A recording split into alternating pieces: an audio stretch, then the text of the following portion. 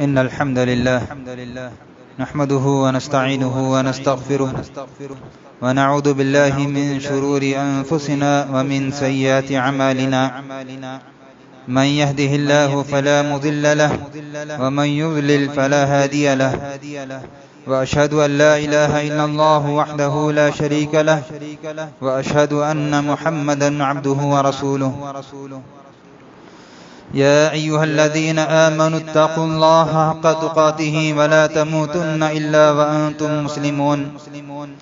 يا أيها الناس اتقوا ربكم الذي خلقكم من نفس واحدة وخلق منها زوجها وبث منهما رجالا كثيرا ونساء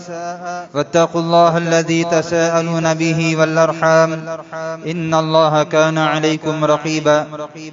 يا أيها الذين آمنوا اتقوا الله وقولوا قولا سديدا يصلح لكم أعمالكم ويغفر لكم ذنوبكم ومن يطع الله ورسوله فقد فاز فوزا عظيما أما بعد فإن خير الحديث كتاب الله وخير الهدي هدي محمد صلى الله عليه وسلم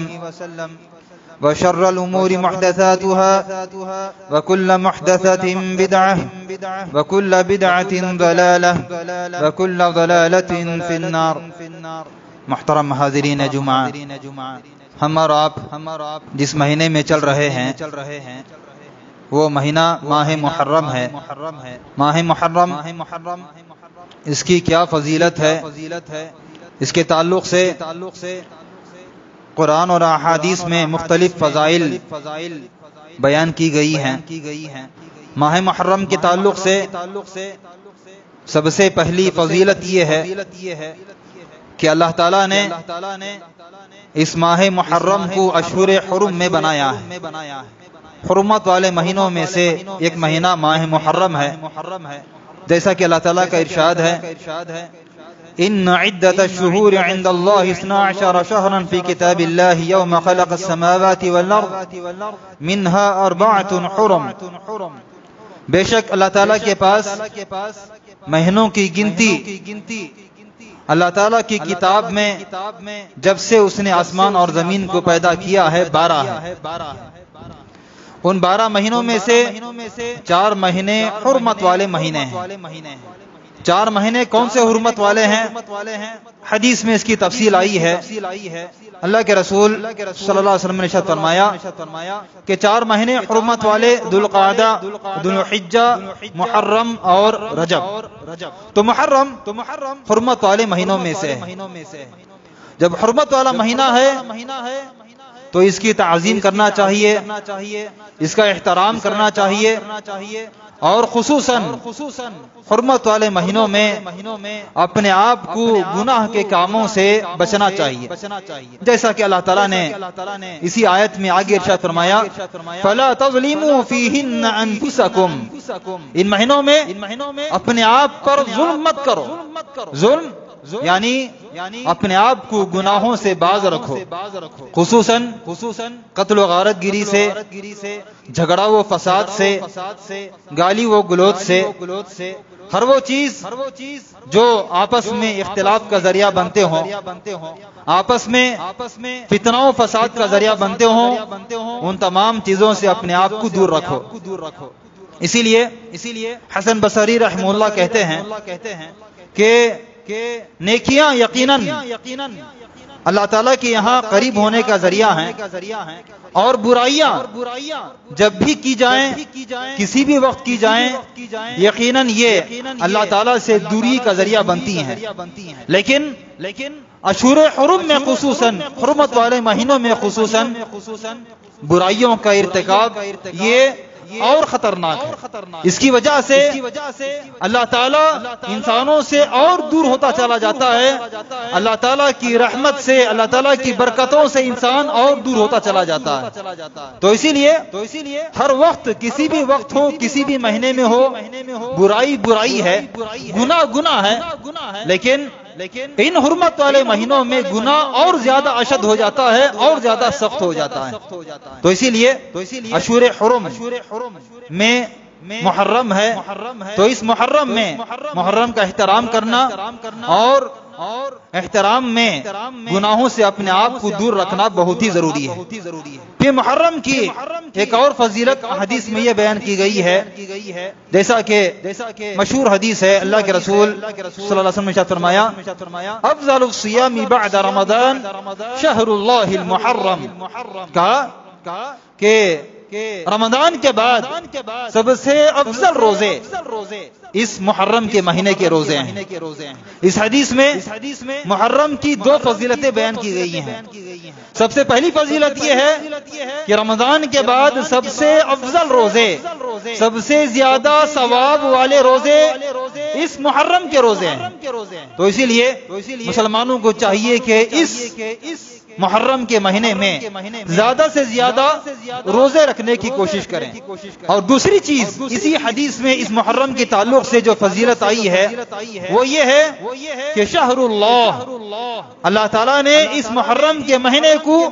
شہر اللہ کہا کہ یہ مہینہ اللہ تعالیٰ کا مہینہ ہے، ورنہ محرم کے علاوہ جتنے بھی 12 مہینے ہیں سارے کے سارے مہینے اللہ تعالیٰ ہی کے مہینے ہیں۔ لیکن جب کبھی بھی کسی بھی چیز کی طرف اللہ تعالیٰ کی طرف نسبت جوڑ دی جائے تو یہ اس کی فضیلت کو بیان کرنے کے لیے ہوتا ہے کہ یہ محرم کا مہینہ یہ اللہ تعالیٰ کا مہینہ ہے، تو اسی لیے کہا گیا شہر اللہ، یہ اللہ تعالیٰ کا مہینہ ہے۔ اسی طرح محرم کے تعلق سے ایک اور جو فضیلت ہے محرم کی وہ یہ ہے کہ محرم میں ایک ایسا دن بھی آنے والا ہے کہ اگر اس دن میں اگر کوئی بندہ روزہ رکھتا ہے تو اللہ تعالیٰ اس کے پچھلے 1 سال کے گناہ کو معاف فرما دیتا ہے۔ کون سا روزہ ہے؟ یوم عاشوراء کا روزہ، یعنی محرم کی 10ویں تاریخ کا روزہ۔ اگر کوئی بندہ محرم کی 10ویں تاریخ کو روزہ رکھتا ہے تو اس کے تعلق سے اللہ کے رسول صلی اللہ علیہ وسلم نے ارشاد فرمایا احتسب علی اللہ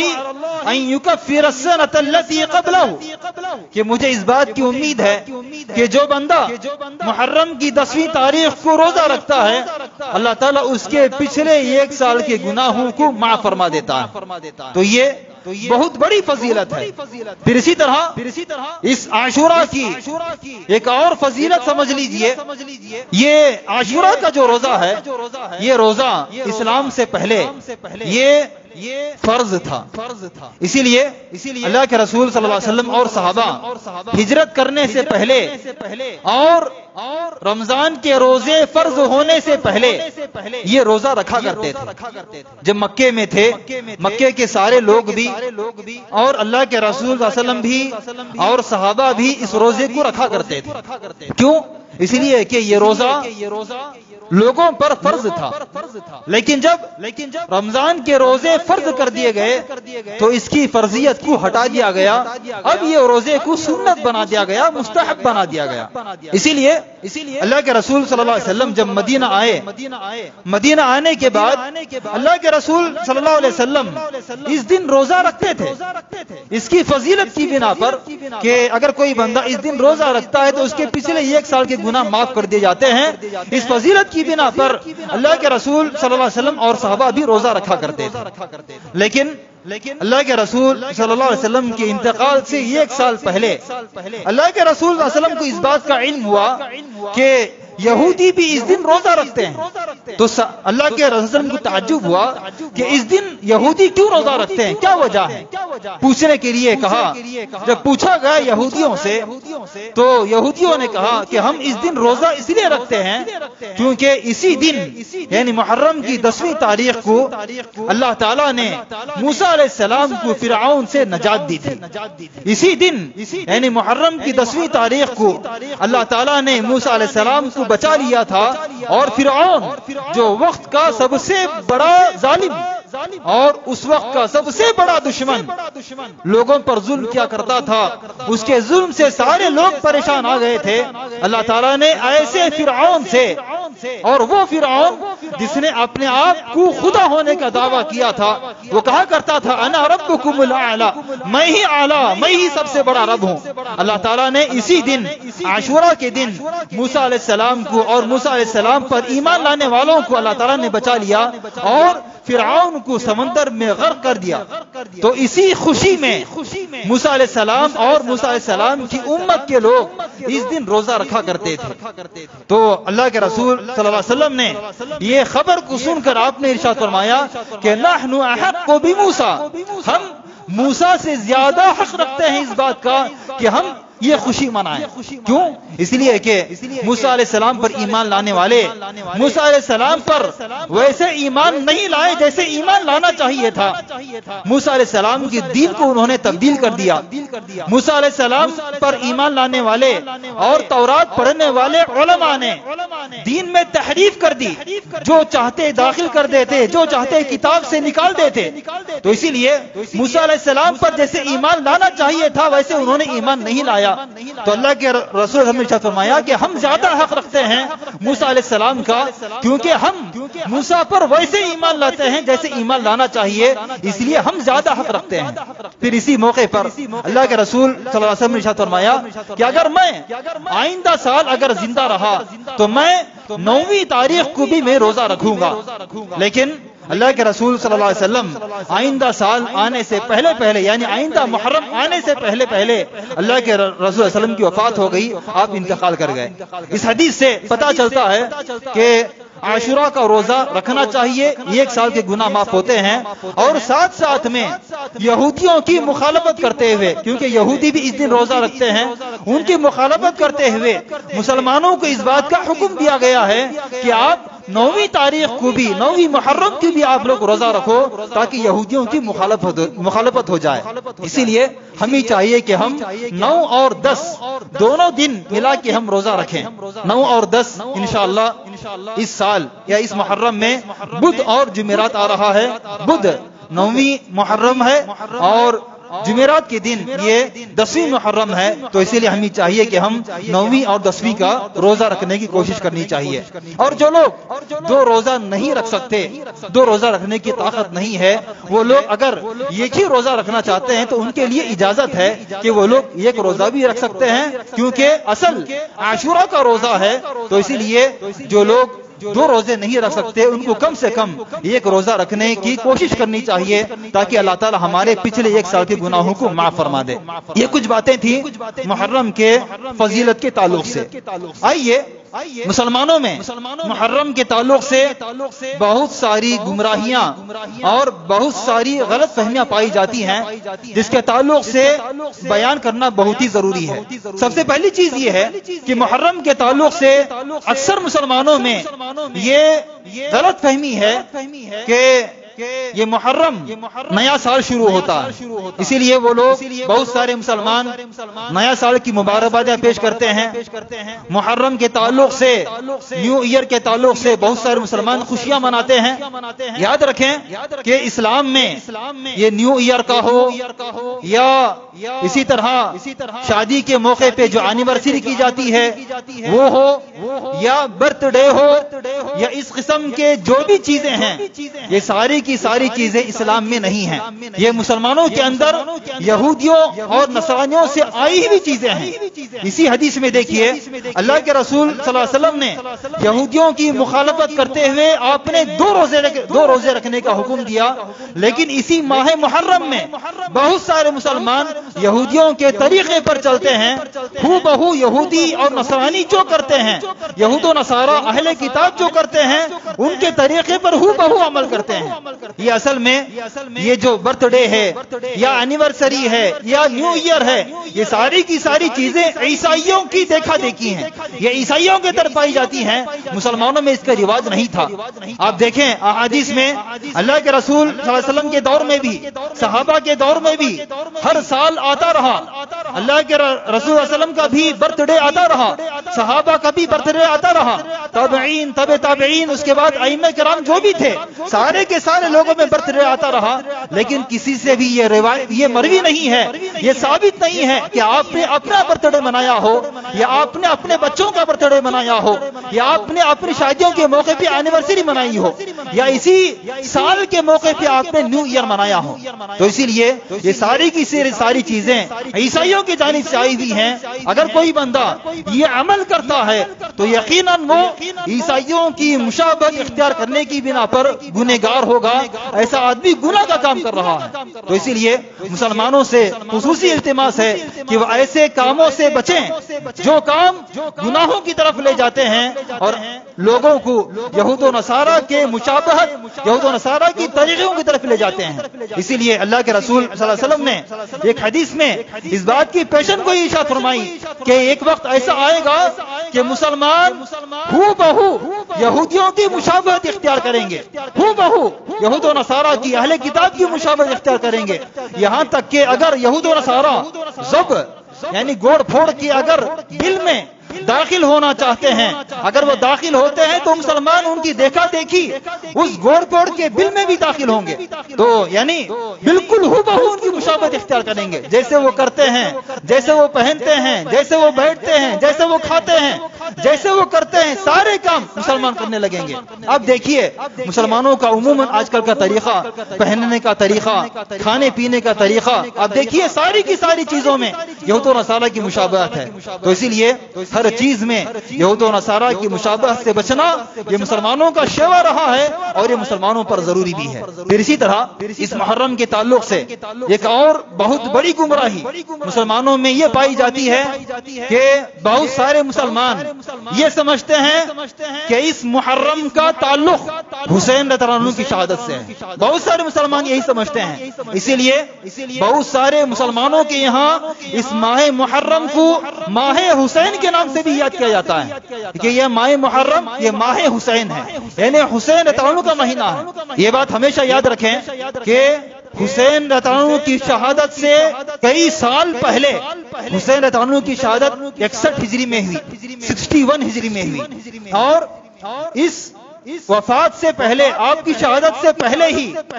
عمر بن خطاب رضی اللہ عنہ کے زمانے میں یہ ہجری سال بنا۔ عمر بن خطاب رضی اللہ عنہ 17 ہجری میں آپ نے اس ہجری سال کو بنایا، ورنہ اس سے پہلے 17 ہجری سے پہلے ہماری جو تاریخ تھی یہ صرف مہینوں پر چلتی تھی، یعنی محرم کی 10 تاریخ، ربیع الاول کی 12 تاریخ، لیکن کس سال میں ہوا سال نہیں تھا۔ لیکن کچھ حادثات ایسے پیش آئے کہ جن کی بنا پر بہت سارے صحابہ نے عمر بن خطاب رضی اللہ عنہ کو خطوط بھیجے، کہا کہ اے عمر آپ ہم کو خطوط بھیجتے ہیں لیکن یہ خط صرف تاریخ لکھا ہوا ہوتا ہے، مہینہ لکھا ہوا ہوتا ہے، لیکن اس میں سال نہیں لکھا ہوا ہوتا، تو اس لیے ہم کو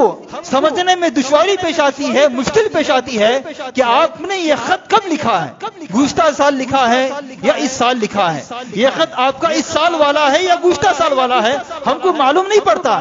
تو اسی لیے آپ تاریخ مرتب کیجئے۔ بہت سارے صحابہ نے آپ کو مشورہ دیا، ابو موسیٰ اشعری کا آپ کو خط آیا، اور پھر اسی طرح عثمان بن عفان رضی اللہ عنہ کے گورنر تھے، عثمان بن عفان نے آپ کو خط بھیجا، آپ تاریخ مقرر کیجئے، کوئی تاریخ مقرر کیجئے۔ تو عمر بن خطاب رضی اللہ عنہ نے بہت سارے صحابہ کو جمع کیا، میٹنگ منعقد کی اور مشورہ دینے کے لیے کہا، تو بہت سارے صحابہ نے مختلف مشورے دیے۔ بعض صحابہ نے کہا کہ اللہ کے رسول صلی اللہ علیہ وسلم کی پیدائش کے دن کو سال مقرر کر دیا جائے، لیکن اس کو پسند نہیں کیا گیا کیونکہ یہ عیسائیوں کی مشابہت ہے۔ دیکھیں یہاں بھی عیسائیوں کی مشابہت ہے، صحابہ کیسے بچ رہے ہیں۔ پھر اسی طرح جب نبی کریم صلی اللہ علیہ وسلم کو نبی بنایا گیا، اس سال بنا دیا جائے، یہ بھی مشورہ ہوا لیکن اس کو بھی رد کر دیا گیا۔ پھر اسی طرح بہت سارے مشورے آئے، لیکن علی بن ابی طالب رضی اللہ عنہ نے مشورہ دیا کہ اے عمر، اسلام کا سب سے بڑا واقعہ ہجرت کا واقعہ ہے۔ کیوں؟ اس لیے کہ ہجرت سے پہلے مسلمان کمزور تھے، ستائے جاتے تھے، ہجرت سے پہلے مسلمانوں کا کوئی اپنا ملک نہیں تھا، آزادی سے عبادت نہیں کر سکتے تھے، لیکن ہجرت کے بعد مسلمانوں کو آزادی ملی، بالکل آزادی کے ساتھ عبادت کرنے کا موقع ملا، اور مسلمانوں کو اپنا ملک، اپنا ایک شہر اللہ تعالیٰ نے مسلمانوں کو نصیب فرمایا مدینے کی شکل میں۔ تو اس لیے ہجرت کا واقعہ اسلام کا سب سے اہم واقعہ ہے، اور ہجرت کے بعد مسلمانوں کی تعداد بڑھنے لگی، بہت سارے لوگ اسلام قبول کرنے لگے۔ تو اسی لیے اے عمر، آپ ہجرت کو آپ سال بنا دیجئے۔ تو عمر بن خطاب رضی اللہ عنہ نے علی بن ابی طالب رضی اللہ عنہ کے مشورے کو پسند کیا، اور آپ نے وہیں سے ہجری سال کی ابتدا کی، اور کہا کہ یہ جو ہم جس سال میں جی رہے ہیں، یہ ہمارا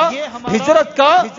17واں سال ہے، یعنی ہجرت کے 17 سال کے بعد عمر بن خطاب رضی اللہ عنہ کے مشورے سے یہ ہجری سال بنایا گیا۔ 17 ہجری میں ہجری سال بنا، پھر اسی سے ہجرت کی ابتدا ہوئی۔ اور جو لوگ یہ کہتے ہیں کہ یہ ماہ حسین ہے، ان لوگوں کو یہ سمجھنا چاہیے کہ اس سے پہلے بھی محرم آتا رہا، اس سے پہلے بھی ہجری سال چلتا رہا، اور حسین رضی اللہ عنہ کی شہادت تقریباً 61 ہجری میں ہوئی۔ تو اسی لیے اس کو ماہ حسین کہنا یہ بہت ہی غلط بات ہے۔ دوسری چیز یہ ہے کہ اس مہینے میں بہت سارے لوگ، یا عام طور پر شیعہ حضرات اور شیعہ حضرات کی دیکھا دیکھی بہت سارے مسلمان اس ماہ محرم کو ماتم کا مہینہ قرار دیتے ہیں۔ اسی لیے بہت سارے مسلمانوں میں آج بھی یہ رواج ہے کہ جب محرم کا مہینہ آتا ہے تو محرم کے مہینے میں ماتم کا مہینہ سمجھتے ہوئے کوئی بھی خوشی کا کام نہیں کرتے ہیں۔ اس مہینے میں شادی بیاہ نہیں کرتے ہیں۔ اس مہینے میں اگر گھر کی اوپننگ کرنا ہے، دکان کی اوپننگ کرنا ہے تو نہیں کرتے ہیں۔ کیوں؟ اس لیے کہ یہ سمجھتے ہیں کہ یہ ماتم کا مہینہ ہے، یہ غم اور افسوس کا مہینہ ہے۔ غم اور افسوس کی وجہ سے اس مہینے میں کوئی بھی خوشی کا کام نہیں کرتے ہیں۔ وجہ کیا ہے؟ وجہ یہ ہے کہ اس مہینے میں حسین رضی اللہ عنہ کو شہید کر دیا گیا، اور آپ کی شہادت کو یاد کرتے ہوئے اس مہینے کو ماتم کا مہینہ قرار دیا جاتا ہے، ماتم کا مہینہ سمجھا جاتا ہے۔ اسی لیے شیعہ میں عام طور پر اور مسلمانوں میں بھی بعض جگہوں پہ یہ رواج ہے کہ جب یہ مہینہ شروع ہوتا ہے اس مہینے میں کالا کپڑا پہنتے ہیں، کیونکہ کالا کپڑے کو ماتم کا کپڑا قرار دیا جاتا ہے، اور اپنے گھروں میں اچھا پکوان نہیں پکتا ہے، میٹھا نہیں پکتا ہے، بریانی نہیں بنتی ہے، وہی عام دال چاول وہی پکتا ہے، اس لیے کہ اس مہینے کو ماتم کا مہینہ قرار دیا جاتا ہے۔ یاد رکھیں، حسین رضی اللہ عنہ کی شہادت یقیناً مسلمانوں کے لیے ایک بہت بڑا سانحہ ہے، بہت بڑا المیہ ہے۔ ہمارا اور آپ کا یہ عقیدہ ہے کہ صحابہ کا مقام اور مرتبہ بہت ہی اعلیٰ ہے، بہت ہی مرتبہ ہے، اور اسی عقیدے کے اعتبار سے جس صحابی کو بھی شہید کر دیا گیا، یقیناً شہید کرنے والا بندہ یہ اہل سنہ والجماع کے نزدیک کبیرہ گناہ کا مرتکب ہے، چاہے وہ کوئی بھی ہو۔ تو اسی لیے حسین رضی اللہ عنہ کی شہادت ہمارے لیے بہت بڑا سانحہ ہے، بہت بڑا المیہ ہے، کیونکہ حسین رضی اللہ عنہ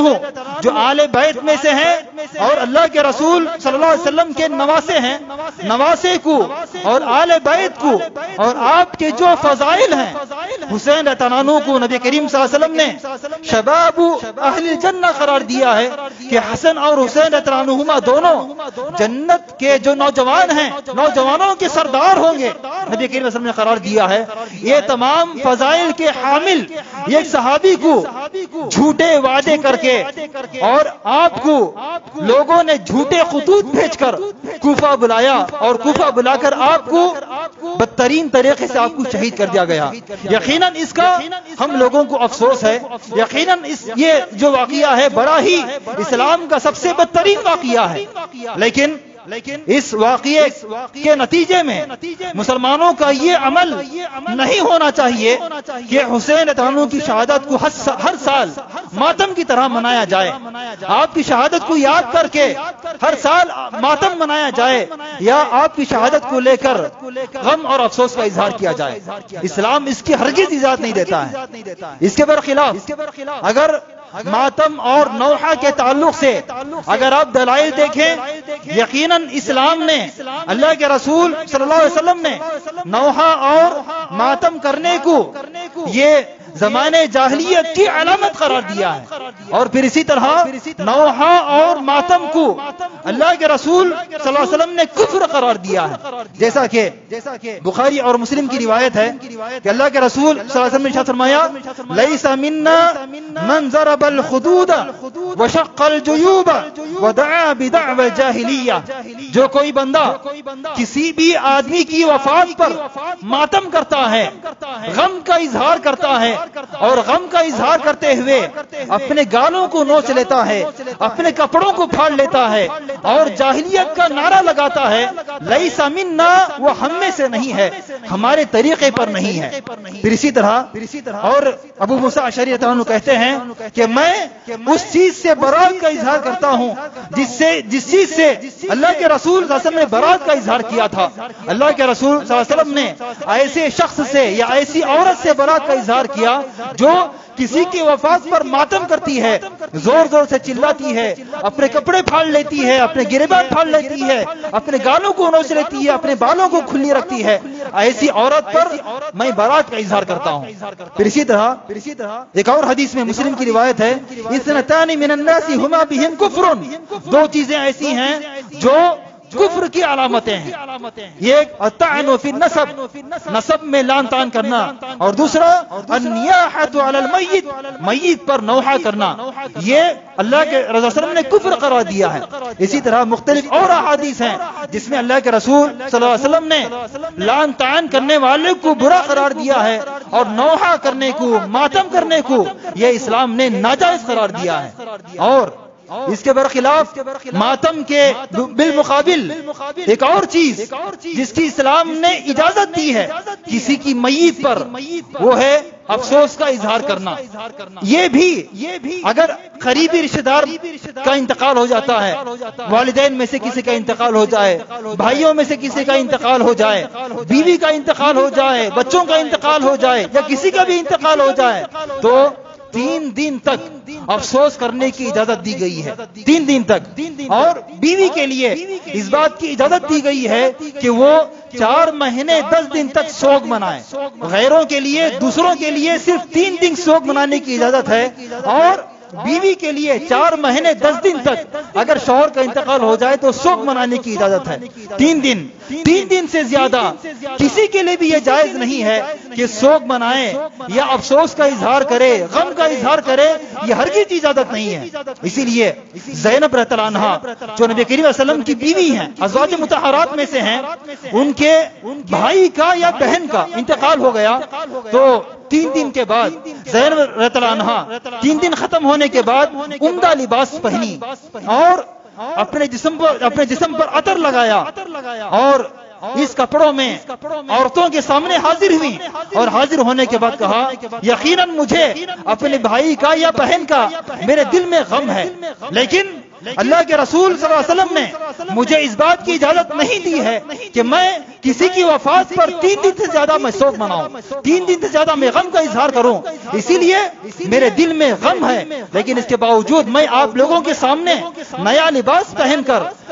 لباس پر خوشبو لگا کر اس لیے حاضر ہوئی ہوں تاکہ آپ لوگوں کو یہ دکھا پاؤں کہ مجھے اور آپ کے لیے یہ اجازت نہیں ہے کہ 3 دن سے زیادہ سوگ منایا جائے۔ جب کسی بھی آدمی کے لیے 3 دن سے زیادہ سوگ منانا جائز نہیں ہے تو یہ کیسے ہو سکتا ہے کہ ہم ہر سال شہادت حسین کو لے کر ہم ماتم کریں اور نوحہ کریں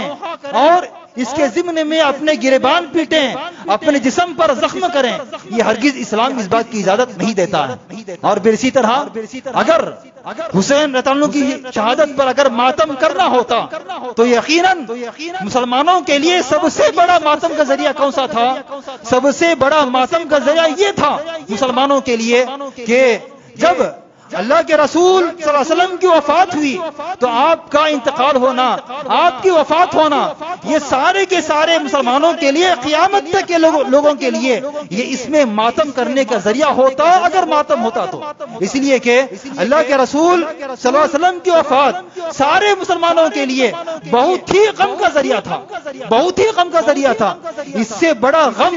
کا اظہار اور کیا ہو سکتا ہے کہ عمر بن خطاب رضی اللہ عنہ جب نبی کریم صلی اللہ علیہ وسلم کی وفات کی خبر سنے، تلوار لے کر گلیوں میں گھومنے لگے اور کہا کہ جو کوئی یہ کہتا ہے کہ اللہ کے رسول صلی اللہ علیہ وسلم کی وفات ہو گئی ہے، میں اسے گردن اڑا دوں گا۔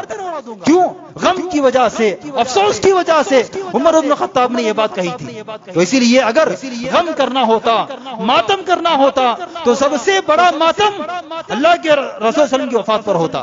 پھر اسی طرح اسی محرم کے مہینے میں، اسی محرم کے مہینے میں ایک اور بہت بڑے صحابی جن کا شمار خلفائے راشدین میں ہوتا ہے، محرم کی پہلی تاریخ کو جن کا انتقال ہوا، اور ان کا انتقال بھی شہادت پر انتقال ہوا، آپ کو شہید کر دیا گیا۔ میری مراد عمر بن خطاب رضی اللہ عنہ ہے۔ عمر بن خطاب رضی اللہ عنہ ذوالحجہ کی 27 تاریخ کو، 27 تاریخ کو ابو لولو نامی ایک آدمی نے آپ کو نماز کی حالت میں، فجر کی نماز میں آپ کو زہر سے بھرا ہوا خنجر آپ کو گھونپ دیا، اور اسی خنجر کے زخم کی وجہ سے آپ پہلی محرم کو آپ شہید ہو گئے۔ اگر ماتم کرنا ہوتا مسلمانوں کو تو ماتم عمر بن خطاب کی شہادت پر کرنا چاہیے تھا۔ کیوں؟ اس لیے کہ عمر بن خطاب کی شہادت یہ فتنوں کے کھلنے کا، فتنوں کے پھیلنے کا ذریعہ حدیث میں قرار دیا گیا ہے۔ جیسا کہ حذیفہ بن یمان حدیث کے راوی ہیں، کہتے ہیں کہ ایک مرتبہ عمر بن خطاب نے مجلس بلائی، تمام صحابہ کو اور جو لوگ بھی تھے تمام کو بلایا، اور حذیفہ سے کہا، اے حذیفہ بتاؤ کہ نبی کریم صلی اللہ علیہ وسلم نے جو قیامت کی نشانیاں بتلائی ہیں ان نشانیوں میں سے کوئی نشانی بتلاؤ۔ تو حذیفہ نے کہا کہ اللہ کے رسول صلی اللہ علیہ وسلم نے قیامت کی نشانیوں میں سے فلاں فلاں نشانی بتائی ہے۔ تو عمر نے کہا کہ نہیں، میری یہ مراد نہیں ہے بلکہ میری دوسری مراد ہے۔ تو حذیفہ نے کہا، حذیفہ نے اس موقع پہ کہا کہ اللہ کے رسول صلی اللہ علیہ وسلم نے ارشاد فرمایا کہ یہ ایک دروازہ ایسا ہے، یہ ایک دروازہ ایسا ہے جب تک وہ دروازہ ہے فتنے برپا نہیں ہوں گے، امت میں فتنے نہیں آئیں گے، لیکن جیسے ہی وہ دروازہ کھول دیا جائے گا یہ فتنے آنا شروع ہو جائیں گے۔ تو عمر بن خطاب نے تعجب کرتے ہوئے حذیفہ سے کہا کہ اے حذیفہ وہ دروازہ کھولا جائے گا یا توڑا جائے گا؟ تو حذیفہ نے کہا کہ اے عمر وہ دروازہ توڑا جائے گا۔ تو عمر بن خطاب نے کہا کہ جب وہ دروازہ توڑا جائے گا تو قیامت تک وہ دروازے کو درست نہیں کیا جا سکتا، کیونکہ توڑی ہوئی چیز درست کی جا سکتی ہے، لیکن عمر بن خطاب نے کہا کہ جب دروازہ توڑ دیا جائے گا اب اس دروازے کو درست کرنا ناممکن ہے، مشکل ہے۔ تو مجلس ختم ہو گئی۔ مجلس ختم ہونے کے بعد صحابہ نے حذیفہ سے پوچھا، اے حذیفہ آپ نے جو بات کہی کہ یہ دروازہ توڑا جائے گا یا کھولا جائے گا، پھر عمر نے کہا کہ دروازہ جب توڑا جائے گا تو پھر اس کو جوڑا نہیں دیا، قیامت تک نہیں جوڑا جائے گا، تو دروازے سے کیا مراد ہے؟ تو حذیفہ نے کہا وہ دروازے سے مراد یہ عمر بن خطاب ہے۔ کیوں؟ اس لیے کہ جب تک عمر ہیں فتنے نہیں آئیں گے، جیسے ہی عمر کو توڑ دیا جائے گا یعنی عمر کو شہید کر دیا جائے گا تو عمر کی شہادت کے بعد اس امت میں، امت مسلمہ میں فتنے آنا شروع ہو جائیں گے۔ اسی لیے ہم دیکھتے ہیں کہ عمر بن خطاب کی شہادت کے بعد مختلف قسم کے فتنے آئے۔ ان فتنوں میں سے عثمان بن عفان کو شہید کر دیا گیا، علی بن ابی طالب کو شہید کر دیا گیا، پھر اسی طرح علی رضی اللہ عنہ اور معاویہ رضی اللہ عنہ کے درمیان مختلف قسم کی جنگیں ہوئی، مختلف صحابہ کے درمیان اختلافات ہوئے۔ یہ سارے کے سارے اختلافات کب پیدا ہوئے؟ عمر بن خطاب کی شہادت کے بعد، شہادت کے بعد پیدا ہوئے۔ تو اسی لیے اگر ماتم کرنا ہوتا، اگر غم کا اظہار کرنا ہوتا تو عمر بن خطاب کی شہادت پر